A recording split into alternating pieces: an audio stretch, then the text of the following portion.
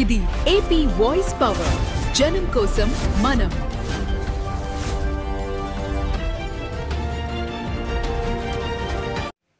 వ్యక్తి ఆక్రమిత స్థలం కాదు, స్వయంభూగా వెలిసిన నల్లమారమ్మ ఆలయం ఇది.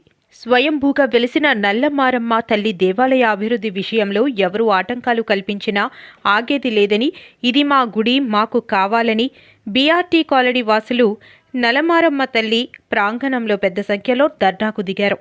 అనకాపల్లి మండలం పిసినికాడ పంచాయతీ బీఆర్టీ కాలనీలో శ్రీ నల్లమారమ్మ తల్లి ఆలయ అభివృద్ధికి ఈ కాలనీ వాసే ఆటంకాలు సృష్టిస్తున్నారని, ఇదే కాలనీకి చెందిన ఒక వ్యక్తి వివిధ రీతుల్లో ప్రభుత్వ అధికారులను కలిసి ఈ గుడి అభివృద్ధి జరగకుండా అనేక ప్రయత్నాలు చేస్తున్నాడని, అవి సాగవు అని కాలనీ వాసులు ముక్త కంఠంతో మీడియా ముందు తమ ఆవేదనను తెలిపారు.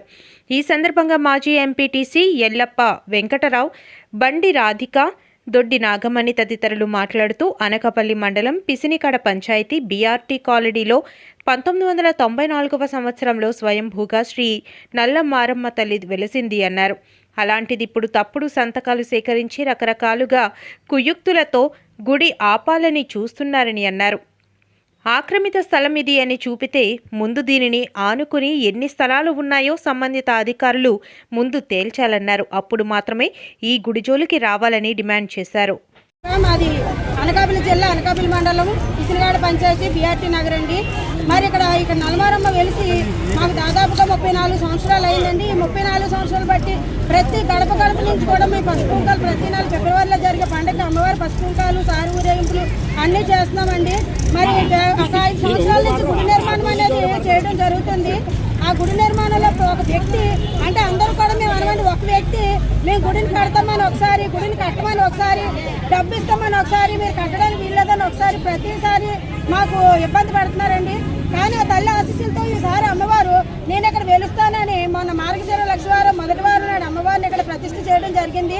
అప్పటి నుంచి కూడా ఆ వ్యక్తి మమ్మల్ని చాలా ఇబ్బంది పెడుతూ, మా గ్రామస్తులు చాలా ఇబ్బంది పెడుతూ, పనికిరానిటువంటి సంబంధం లేని వాటి కేసులు అన్నీ పెట్టి అధికారుల మీద, మా గ్రామస్తుల మీద, మా పెద్దల మీద, మా ఎంపీటీసీ గారు అందరి మీద కూడా కంప్లైంట్లు పెట్టడం. ఆ కంప్లైంట్లకి ఏమో ఎవరైనా వచ్చి చూసి ఇక్కడ న్యాయంగానే ఉందని వెళ్ళిపోతే మీరు న్యాయంగా ఉందన్నారని వాళ్ళ మీద కంప్లైంట్లు పెట్టి, వాళ్ళు వచ్చారని ఇంకోళ్ళ మీద కంప్లైంట్లు ఇచ్చి, వాళ్ళ గ్రామం నుంచి మండలం నుంచి జిల్లా స్థాయి వాళ్ళ ఎక్కడెక్కడికో కేసులు పెట్టి కంప్లైంట్లు పెట్టడం జరిగిందండి. మరి ఊరు ముందు అమ్మవారు వచ్చిన తర్వాత మా ఊరు వచ్చిందండి. మేము ఎక్కడెక్కడి నుంచి వలస వచ్చాము. మేము యొక్క పుట్టి పెరిగిన వాళ్ళు అయితే కాదు. ఈ 34 సంవత్సరాలు బట్టి కూడా మేము అనకాపల్లి నుంచి, వైజాగ్ నుంచి, ఎక్కడెక్కడి నుంచి, బతుకుదెరువు నుంచి వచ్చి తిండికి లేని పరిస్థితిలో ఉన్న వాళ్ళు కూడా ఇక్కడ తల్లిని నమ్ముకున్న తర్వాత అమ్మవారి దైవాళ్ళ అందరూ కూడా ఆయుర ఆరోగ్యాలతో ఉన్నారండి. మరి ఆ చల్లని తల్లి మరి ఎక్కడ స్థలం లేక కాదు, ఎక్కడ కట్టుకోలేక కాదు, ఆ చల్లని తల్లి ఇక్కడ వెలిసి మా గ్రామాన్ని చూస్తుందండి. మాకు ఇక్కడ పక్కనే ఉంది గౌరీ సంఘ స్థలం, మేము అక్కడ కట్టుకోవచ్చు, ఎవరు అడగరు. కానీ మా తల్లి ఇక్కడ వెలిసింది, ఇక్కడ అమ్మవారు పుట్టింది కాబట్టి అమ్మవారు మా గ్రామాన్ని చూడాలి, మమ్మల్ని అందరినీ చల్లగా చూడాలి అని దాంతో మేము ఇక్కడ అప్పటి నుంచి కూడా పూజలు చేస్తున్నామండి.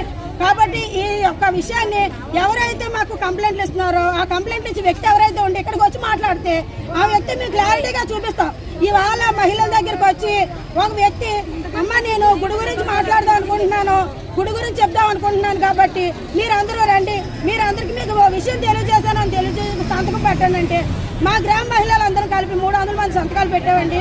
దానికి ఆయన మాకు గుడి వద్దంటున్నారు, అక్రమంగా గుడి కడుతున్నారు, అందుకని మేము అందరూ సంతకాలు పెడుతున్నామని అమ్మవారి మీద వద్దంటున్నామని సంతకాలు పెట్టించి వాళ్ళు కేసులు పెడుతున్నారండి.